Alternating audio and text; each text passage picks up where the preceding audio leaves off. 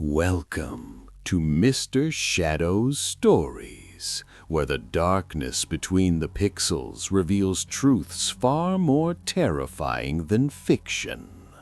Tonight, we venture into the fluorescent-lit halls of overnight IT support, where the only thing more unstable than the network connection is your grip on reality. Keep your lights on, keep your doors locked, and whatever you do, don't answer that ticket request from user unknown. Let's begin. Story 1. The Locked Server Room. Marcus had been working overnight IT support for 3 months when he learned that some doors should never be opened and some tickets should never be closed. It was 2:47 a.m. on a Tuesday when the alert came through. Server room B3, a location Marcus had never even heard of, was reporting critical temperature fluctuations. The automated system flagged it as urgent, which meant Marcus had to physically check it out. Company policy, no exceptions. He grabbed his access card and headed down to the basement level, following the corridor numbers until he reached B3. The hallway was colder than it should have been, and the fluorescent lights flickered in that unsettling rhythm that makes your eyes play tricks on you. When Marcus finally found the server room door, his stomach dropped. It was covered in dust, the kind that accumulates over years, not months. The key card reader was ancient, yellowed with age. He swiped his card, nothing. He tried again, still nothing. Marcus was about to radio back to the main desk when the door clicked open by itself. The handle turned slowly and the door swung inward, revealing complete darkness beyond.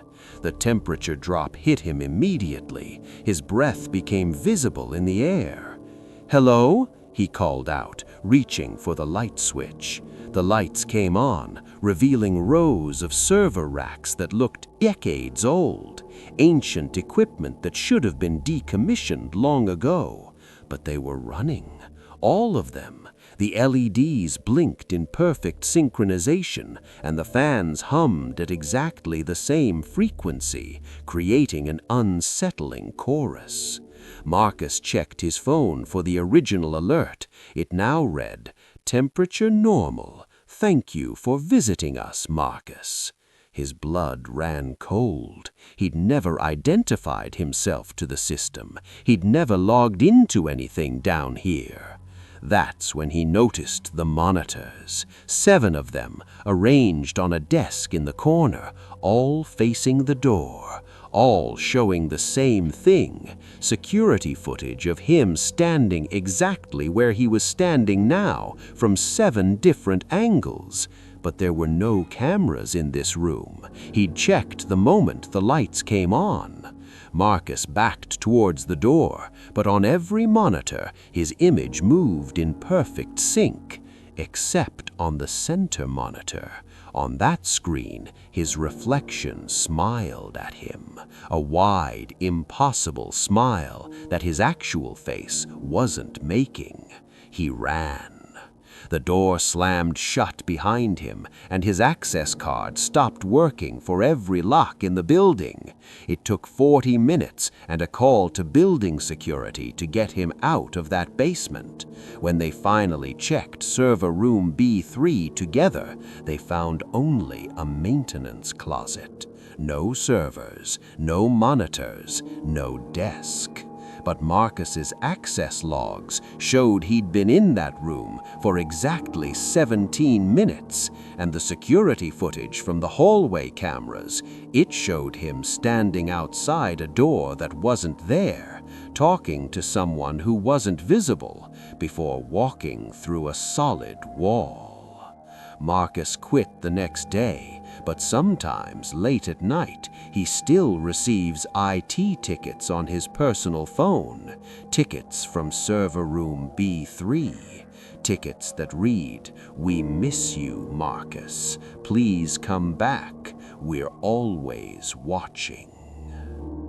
Story 2: The Remote Desktop Session. Jennifer thought she'd seen everything in 5 years of overnight tech support: viruses, hackers, and users who somehow managed to set their keyboards on fire. But nothing prepared her for the remote session that connected from inside the building, 3 floors below her, in a section that had been closed for renovations for 6 months. The ticket came in at 3:15 a.m. Standard stuff. Computer won't shut down properly. Username: R. Holloway. Location: floor 2, East Wing. Jennifer pulled up the remote desktop software and sent a connection request. It was accepted immediately, like someone had been waiting for her. Jennifer's screen split, showing her desktop on one side and the user's desktop on the other. Everything looked normal at first: standard corporate wallpaper, the usual icons, a few open applications. But then she noticed the timestamp in the corner of the user's screen. It was dated 6 months ago. "Hello," she typed in the chat box. "This is IT support. What seems to be the problem?" The response was instant. "Hello, Jennifer. I can't leave." Jennifer frowned. "Can't leave the application? Try using Alt F4 to force close." "No, I can't leave the building." A chill crept up Jennifer's spine. "Sir, this is technical support. If you're having a facilities issue, I need to transfer you to security." "I am security. My name is Richard Holloway. I've been trying to log out for 182 days." Jennifer quickly pulled up the employee database. Richard Holloway, security officer, status deceased. 6 months ago, he'd suffered a heart attack during his overnight shift on the 2nd floor, East Wing. He'd been found slumped over his desk, hand still on the mouse, computer still running. Her fingers trembled as she typed. "This isn't funny. Who is this really?" The cursor on the remote screen began moving on its own. It opened the File Explorer and navigated to a folder labeled "Jennifer, Watch This." Inside was a single video file. The cursor double-clicked it. The video showed security footage of the 2nd floor, dated 6 months ago. Jennifer watched as Richard Holloway worked at his desk, occasionally glancing at the monitors. Then, at 3:15 a.m. exactly, he clutched his chest. He reached for his phone, but instead his hand went to the mouse. His face showed confusion, then terror, as his hand, moving against his will, opened the remote desktop software and created a connection request to an IT system that didn't exist yet: Jennifer's workstation. The video showed Richard trying to pull his hand away from the mouse, but it wouldn't budge. He typed with his other hand, desperately. "Something is wrong. I can't disconnect. Please help." Then he collapsed, but the cursor kept moving. It typed, "Connection established. Beginning upload." The video ended. Jennifer's chat box filled with text. "It uploaded me, Jennifer. My consciousness, my last moments, everything. I've been trapped in this system for 6 months, waiting for someone to work the overnight shift again, waiting for someone to connect. You're the first person who's logged in to the remote desktop system since I died. And now that we're connected, every computer in the building turned on simultaneously.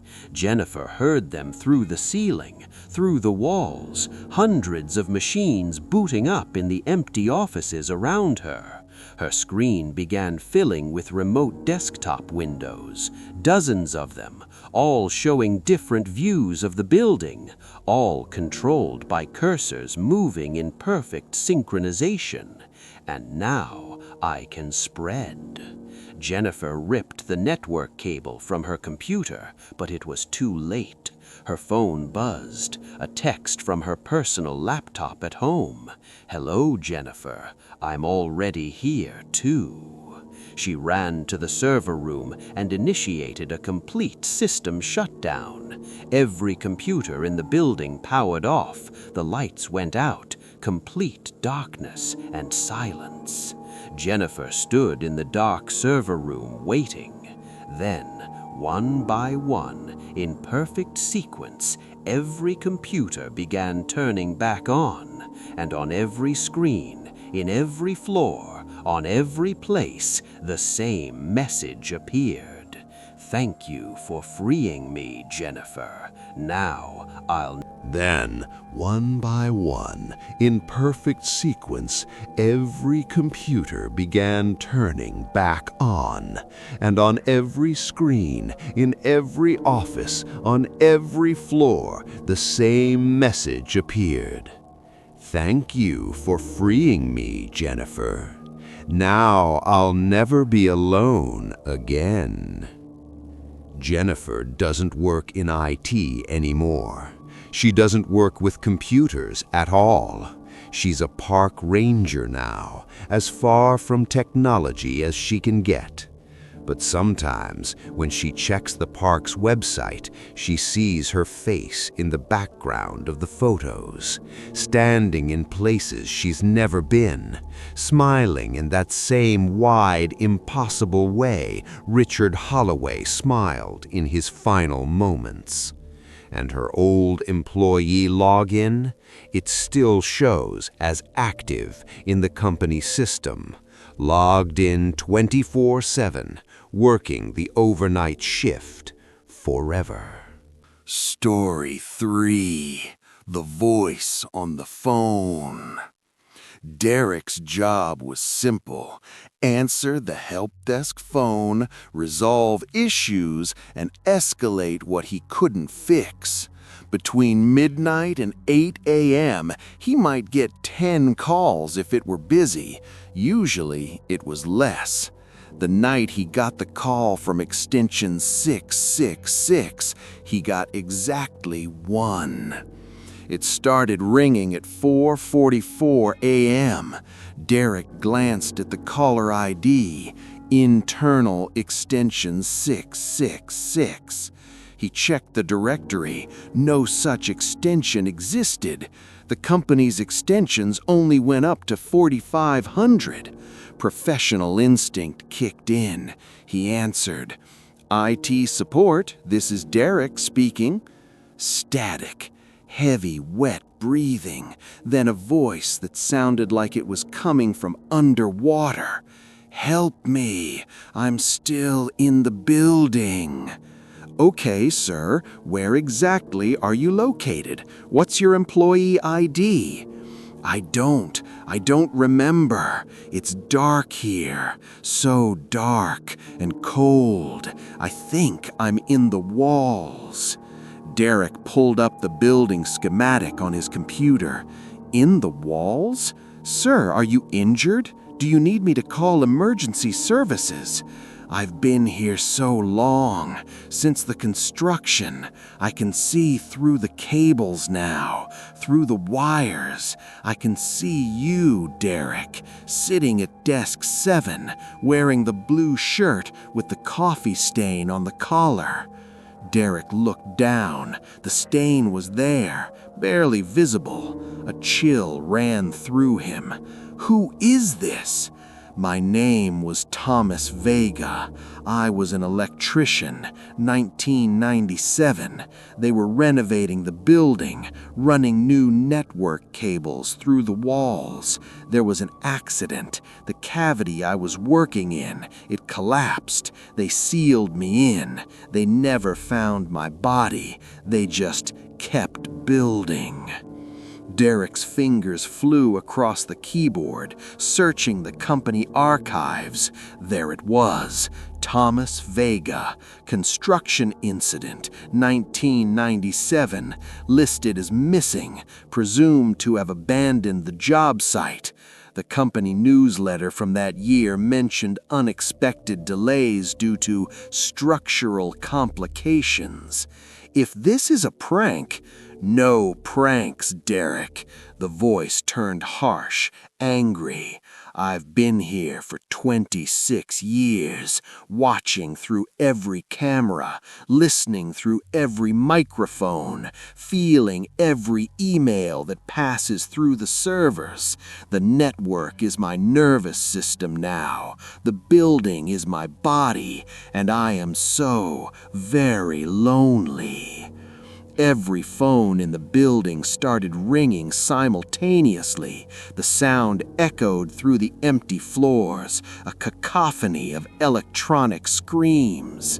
I need you to do something for me, Derek. I need you to go to the 4th floor supply closet, East Wing, behind the shelving unit. There's a wall panel that's never been painted. Remove it. I'm not going anywhere. I'm calling the police. The police can't help me. No one can, except you. Please, Derek, I just want someone to know I'm here. I just want someone to find me. Against every instinct, Derek found himself standing up, walking to the elevator, riding up to the 4th floor. The building felt different now, alive and watching. The cameras in the corners seemed to track his movement. The heating vents breathed in rhythm. He found the supply closet, the shelving unit. Behind it, exactly as described, was an unpainted wall panel. It was loose. Derek pulled it away. The smell hit him first. Decay, but old decay, mummified and dry.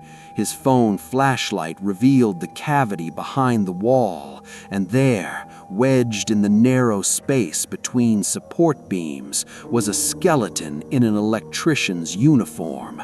The name tag was still visible, T. Vega. Derek's phone screen lit up on its own, a text message from extension 6666. Thank you. Now we can be together. The wall panel slammed back into place on its own. The shelving unit slid in front of it, blocking the exit. The lights in the closet went out. Derek pounded on the door, but it wouldn't budge. His phone showed a full signal, but every call he tried to make failed. Except one number worked, extension 6666.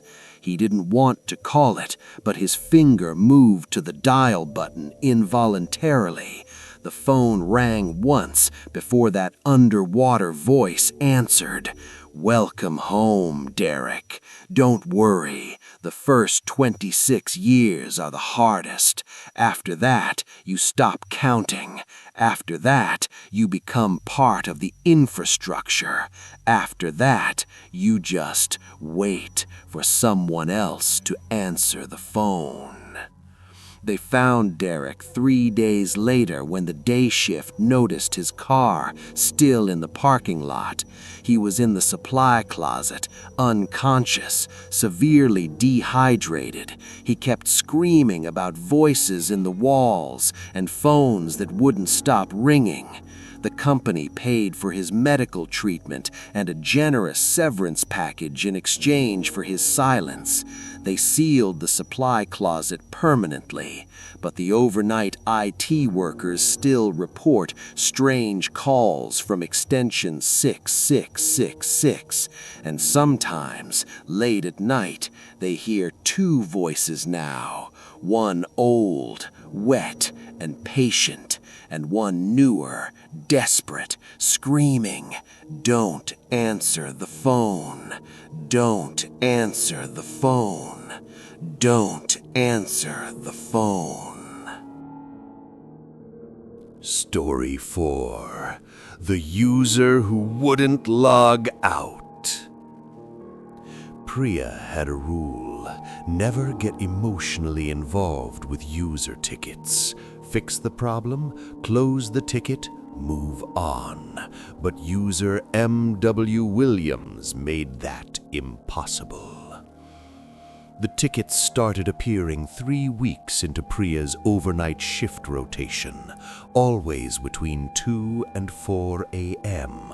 Always simple requests: can't access email, printer not responding, computer running slow. Standard stuff.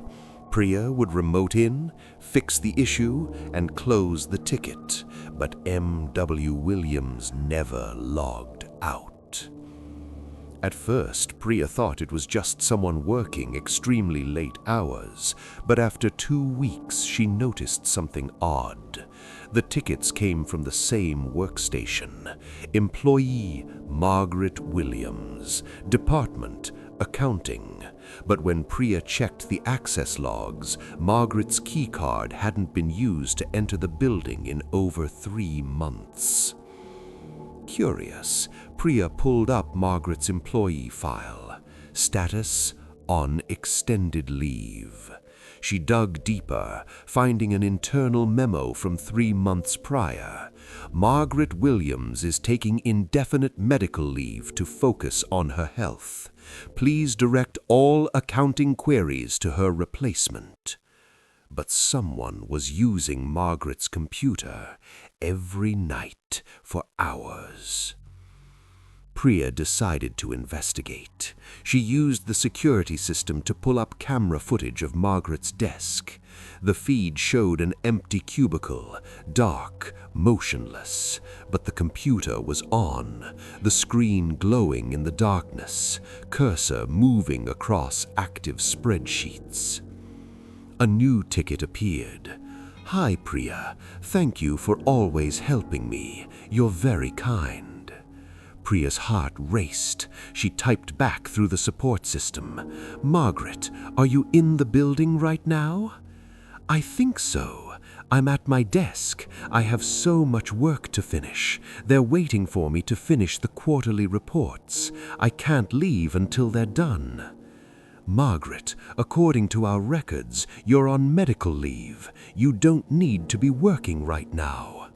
A long pause. Then, medical leave? No, that can't be right.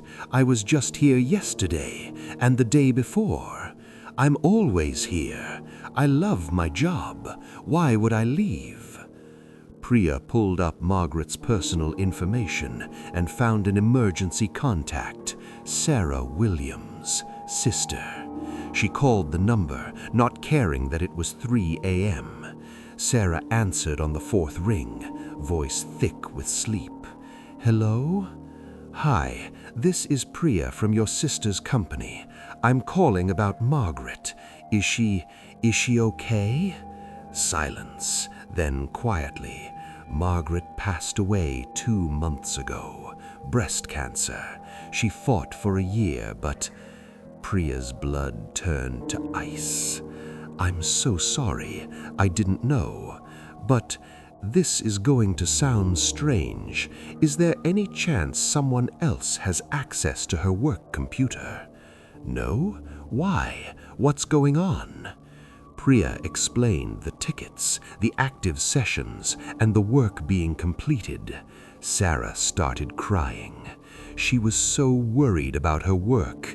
Even in the hospital, in her final days, she kept asking about the quarterly reports. She kept saying she couldn't rest until they were finished. The doctors said it was the morphine, the confusion, but she was so insistent. She made her promise to tell her boss that she was sorry, that she'd finish the reports as soon as she got better. Priya looked at her screen. A new ticket. I'm almost done, Priya. Just a few more spreadsheets. Then I can rest. Then I can finally rest. Margaret, Priya typed, tears streaming down her face. "The reports are finished. Your replacement completed them. Everything is done. You can rest now." "Really? Are they done? All of them?" "Yes, all of them. You did excellent work. The company is grateful. But now it's time to log out. It's time to go home." The cursor stopped moving. For a full minute, nothing happened. Then, slowly, the active applications began closing one by one. The spreadsheets, the email, the accounting software. Each one was saved and closed with care. A final message appeared. "Thank you, Priya. Thank you for telling me. I was so tired. I just couldn't leave without knowing. Tell them I'm sorry I took so long." The computer logged out. The screen went dark. Priya checked the security footage. The cubicle was empty, but for just a moment, in the reflection on the dark monitor screen, she saw a woman's face, smiling, peaceful, and then it faded. Margaret Williams' computer never had another unexplained login. The overnight tickets from her workstation stopped, but Priya kept Margaret's final ticket in her personal files, never officially closed. A reminder that sometimes the things that haunt us aren't malevolent. Sometimes they're just lost, tired, looking for permission to finally rest. And sometimes the kindest thing you can do in IT support is tell someone their work is done and it's okay to go home. Story 5. The Backup That Backed Up Too Much. Kyle's final overnight shift taught him that some data should never be recovered, and some backups contain more than just files. He was 3 hours into his shift when the automated backup system triggered an alert. Backup failed. Drive corruption detected. The standard procedure was to attempt recovery, so Kyle initiated the restore protocol for the corrupted drive. Progress bar, 1%, 2%, 3%. The recovery was slow, which was normal for a large data set. Kyle made coffee and settled in for the wait. That's when he noticed something odd in the file preview panel. As the backup was restored, he could see fragments of the recovered data. Most of it was normal, spreadsheets, emails, PDFs, but mixed in were files he didn't recognize, video files with strange timestamps from tomorrow. Kyle opened one of the files. It was security footage from the office, but the date was January 32nd, 2026, a date that didn't exist. The footage showed the office exactly as it was now, but with subtle differences. Papers on the desks were in different positions, coffee cups that weren't there in reality. And in the footage, sitting at Kyle's desk was Kyle, but this version of him looked wrong. His movements were too smooth, too precise, and he was staring directly at the camera, unblinking for the entire 30-second clip. Progress bar, 15%, 16%, 17%. More files appeared, audio recordings. Kyle clicked one randomly. It was a conversation between two people he didn't recognize, discussing the successful integration of subject K7 and temporal backup stability. The recording was dated 3 days from now. Kyle tried to cancel the backup restoration, but the system wouldn't respond. The progress bar continued its march forward. 25%, 26%, 27%. A new folder appeared in the recovery preview, KYL Next Year.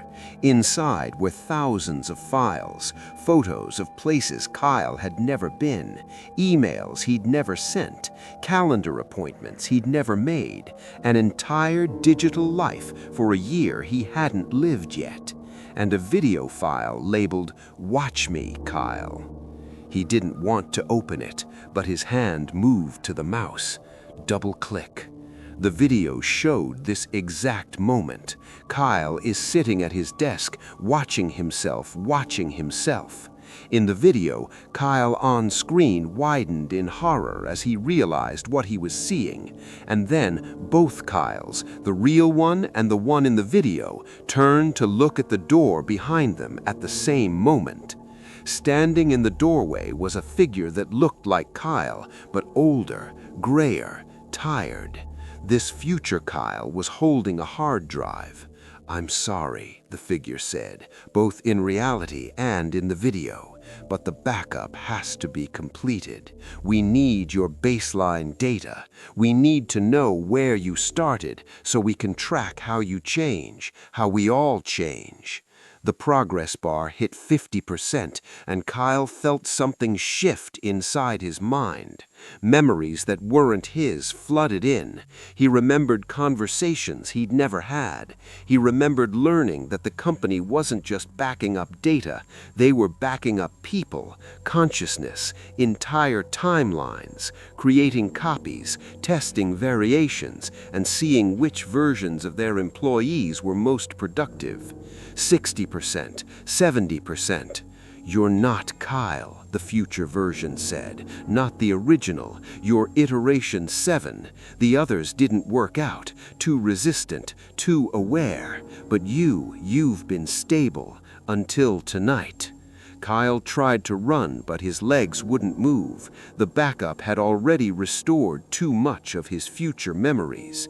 He knew what came next because he'd already lived it. He would complete this shift, he would go home, he would return tomorrow night, and every night after, growing older but never aging in the real world, a ghost of himself, trapped in the loop of the backup system, living and reliving the same year over and over, while the company harvested the data of his existence.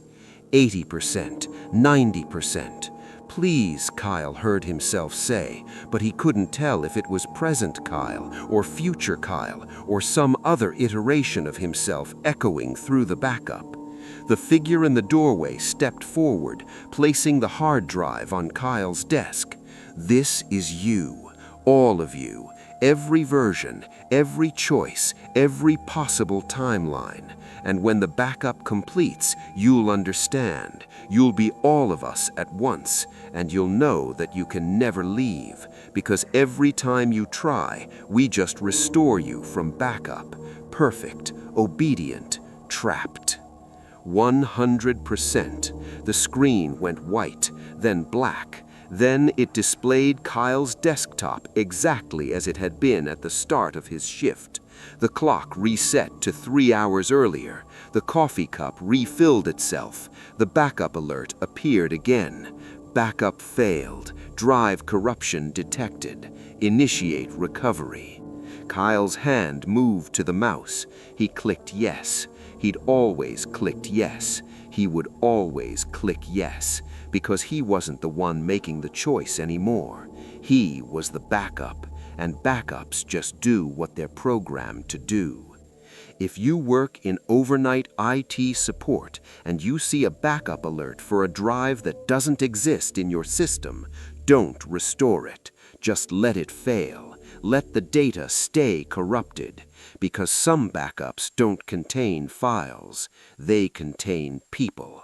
And once you restore them, they restore you. 5 stories, 5 overnight shifts, 5 reminders that the most terrifying things in our modern world aren't supernatural, they're digital. They live in our networks, our systems, our endless streams of data, and they're always watching, always waiting, always backing up. If you survive tonight's descent into the dark side of IT support, then you're ready for more. Subscribe to Mr. Shadow's Stories for your weekly dose of terror. Hit that notification bell because you never know when the next story might be about you. Leave a comment telling me which story disturbed you most. And remember, The next time you call tech support in the middle of the night, ask yourself, is there really a person on the other end of the line, or just something that learned to sound like one? Sweet dreams, and may your connections remain stable. This is Mr. Shadows, logging out.